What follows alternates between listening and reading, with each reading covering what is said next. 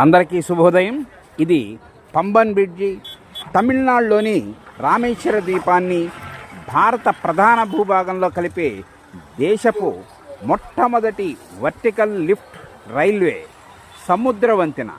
ఇది సుమారుగా 2.2 కిలోమీటర్స్ వరకు పొడవుతో ఉంటుంది. 2025 అందుబాటులోకి వచ్చింది.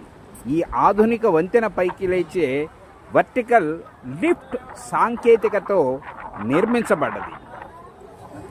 ఇది పాత వంతెన స్థానంలో నిలిచింది.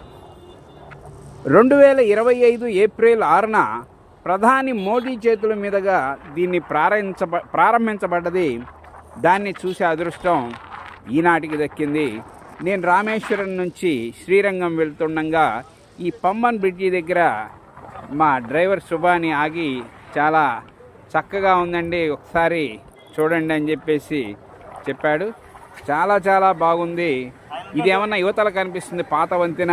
ఇది 1914లో ప్రారంభించబడి సుమారుగా 111 సంవత్సరాలు సేవలందించింది. అయితే మరి చాలా కాలమైన మీదట ఇది పాతబడిపోయింది. అందుకుని మరో కొత్త బ్రిడ్జిని ప్లాన్ చేసింది మన గవర్నమెంట్, నిర్మించింది. ఈ వంతెన షిప్పులు వెళ్ళటానికి 90 డిగ్రీల కోణంలో పైకి లేచే షెడ్జర్ రోలింగ్ లిఫ్ట్ సాంకేతికతను ఉపయోగించారు. దీనికి దాదాపుగా 2.2 కిలోమీటర్ల సముద్రంపై తుప్పు పట్టకుండా స్టెయిన్లెస్ స్టీల్తో నిర్మించి స్పెషల్ కెమికల్ కోటింగ్ కూడా దానికి ఇచ్చారు.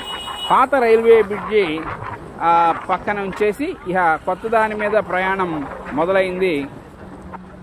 ఈ యొక్క ప్రయాణం అంటే సముద్రంపై ఉన్నటువంటి వంతెన మీద రైల్లో ప్రయాణం చేయటం అనేది చాలా ఆహ్లాదకరంగా, నూతనంగా, ఉత్తేజకరంగా ఉంటుంది.